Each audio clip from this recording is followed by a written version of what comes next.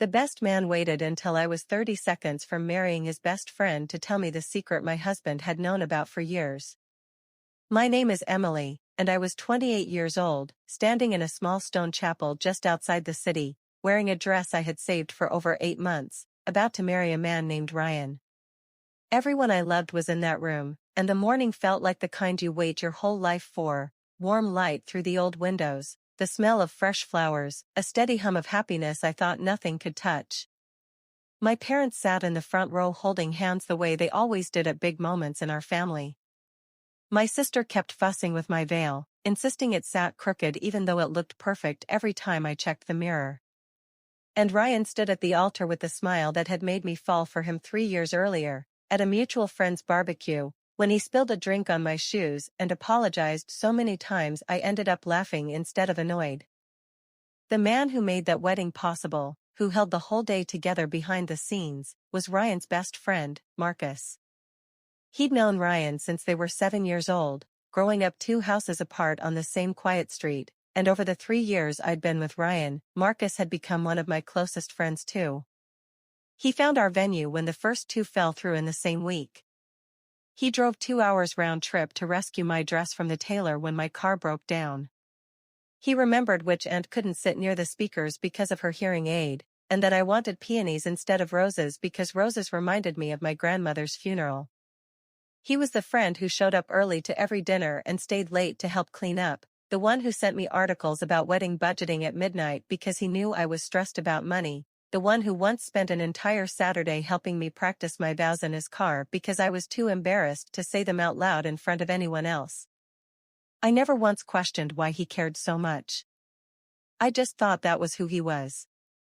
So when my father's knee gave out 3 weeks before the wedding, it felt completely natural that Marcus would walk me partway down the aisle. He offered without a second of hesitation the moment my father brought it up, and I hugged him tightly and told him it meant the world. What I didn't expect was the way his hands trembled when he took my arm that morning. Marcus was never nervous. He was the calm one, the friend who talked me down over seating charts at midnight, who told me 2 days before the wedding that Ryan had never looked happier in all the years he'd known him. So when his hand shook against mine in the hallway outside the chapel doors, I told myself it was just nerves about his toast. I squeezed his arm and told him he'd do great. He didn't answer right away. He just looked at me a second too long, this strange, searching look, like he was memorizing something before it disappeared. Then the music started, and we walked. Halfway down the aisle, he slowed, just slightly, just enough that I felt it in my own footsteps trying to match his. His jaw was tight, his eyes fixed somewhere past me, like he was trying very hard not to actually look at my face. I didn't think much of it in the moment, too much was happening, too many faces smiling at me, too much music and light, my mother already dabbing at her eyes. We reached the front, and he placed my hand into Ryan's exactly as we'd rehearsed the night before, and he stepped back to take his place beside the groom. But before he let go of my hand completely, he leaned in close enough that only I could hear him over the music, and he said the words I have not been able to shake since. I should have told you years ago. I love you. I always have. Then he stepped back, straightened his jacket, and became the best man again, composed, as if he'd said nothing at all. I stood there with my hand in Ryan's, the officiant's voice moving through vows I could barely process, while I kept glancing toward Marcus without meaning to, searching his face for some sign I had misheard him. But he stared straight ahead, giving nothing away, and my heart was pounding hard for reasons that had nothing to do with the man I was marrying. The ceremony ended, and we were pronounced husband and wife, and everyone stood and clapped, and I smiled the bride's smile, wide and bright, while feeling like I was standing at the edge of 2 lives at once, one I had just promised myself to, and one I had never known was sitting quietly beside me the whole time. The reception blurred past in pieces, the first dance, my father's speech, the clinking of glasses. Then it was time for the best man's toast, and Marcus stood up with a microphone in his hand, looking composed again, telling the treehouse story, saying he'd never seen Ryan happier than the day he met me. The room laughed, my mother cried a little, and I sat there gripping Ryan's hand under the table, watching my friend perform a loyalty that had clearly cost him more than anyone in that room understood. Later, After most guests had left and Ryan had stepped outside to say goodbye to his parents, I found Marcus alone by the bar, tie loosened, looking worn down in a way that had nothing to do with the hour. "You can't say something like that and then give a toast like nothing happened," I said quietly, keeping my voice low. "I know," he said. "I told myself I wouldn't. I've told myself that for 6 years. But watching you walk toward him today, I knew if I didn't say it then, I never would, and I couldn't carry it anymore." 6 years, I repeated. "Since before I even met him?" "Since the barbecue," he admitted. "I'm the one who introduced you too." I figured I didn't stand a chance, so I stepped back and let it happen, and then you were happy, and I told myself that was enough. I felt something in my chest crack open, not because I loved him back the way he needed, but because every small thing suddenly made sense, every late call about seating charts, every ride to the airport, every quiet sacrifice I had mistaken for simple friendship. Before I could say anything else, Ryan walked up behind me, and instead of the easy smile I expected, his face was quiet and steady, like he'd been waiting for this exact moment all day. "He told you," Ryan said. It wasn't a question. I looked between them, my pulse suddenly loud in my own ears. "You knew?" "I've known for years," Ryan said.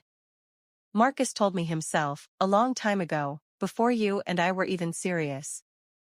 He offered to step back completely, stop being my best man, stop being around at all. I told him no. I told him I trusted both of you, and I wasn't going to let his feelings cost me my best friend." "Why would you let him walk me down the aisle, knowing that?" My voice cracked on the question. "Because I trust you," Ryan said simply. "And because I needed to know, today of all days, that what we have is stronger than whatever he's carried this whole time. I wasn't testing you, Emily. I just needed to stop being afraid of it." Marcus stood frozen, gripping his glass, looking like a man who'd just realized the ground beneath him had been arranged by someone else the entire time. "You should have told me you knew," Marcus said to Ryan, his voice low. "Would it have changed anything?" Ryan asked. Marcus didn't answer. He set his glass down on the bar, reached out, and shook Ryan's hand, slow and deliberate. "Take care of her," he said. Then he turned to me. "I'm happy for you both. I mean that." He picked up his jacket from the bar stool and walked toward the door without looking back, and I watched him go, feeling the strange, heavy weight of an entire hidden history closing behind him. Ryan pulled me onto the empty dance floor as the DJ played one last slow song for the staff stacking chairs around us. "You're not upset with me?" he asked, spinning me gently. I didn't answer right away. I looked past his shoulder, out through the open chapel doors, to where Marcus's car pulled out of the parking lot and disappeared down the dark road. "Emily," Ryan said, stopping us mid-turn, his hand tightening slightly around mine. I looked back at him. "I need you to promise me something. Anything. No more secrets. Not from each other. Not ever again." My voice didn't shake when I said it, even though everything in me was still catching up to the last hour. Ryan didn't answer with words. He took my face in both hands, kissed me slowly in front of whoever was left in the room, and when he pulled back he rested his forehead against mine. "Deal," he said quietly. Then I pulled back just far enough to look at him fully, and I kissed him again, harder this time, certain, the way a woman kisses the man she's choosing all over again. "Race you to the car," I said, already pulling off my heels. Ryan laughed, grabbed my hand, and we ran barefoot across the gravel together, my dress bunched in my fist, laughing so loud the last of the staff turned to watch us go.